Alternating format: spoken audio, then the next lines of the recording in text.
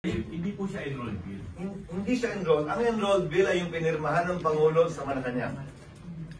Ang enrolled bill ay yung ganito kakapal na 3 volume yata yun kung hindi ako nagkakamali. Naulitin ko, kulang-kulang ang mahigit 200,000 linya ang laman nun.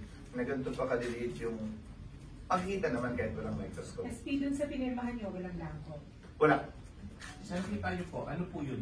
Ano po yung dokumento? Hindi ko alam. So ulitin ko siya yung naglabas, siya yung nagpapaliwanag. Sa totoo lang, hindi ko alam kung ano yung kanyang sinasaad at sinasabi. Pero ulitin ko, ano man yung pinapakita niyang committee report o di umano bicameral committee conference report, yung pinorward lang sa akin ng isang kasamahan natin sa media, hindi ko nakikita yung pirma ko doon. So hindi ko alam kung ano yun. Pero kung ano man yun, ulitin ko, ang basehan ng importante at ang masusunod at ang pwedeng ideklarang unconstitutional at illegal ay batas. Hindi po batas ang BICAM.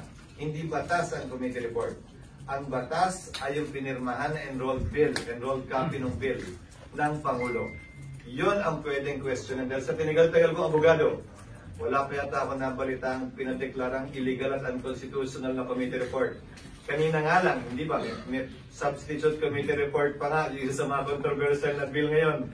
Pwede naman kasing palitan yon, punuan, amyendahan, dahil hindi pa naman talaga pinalito.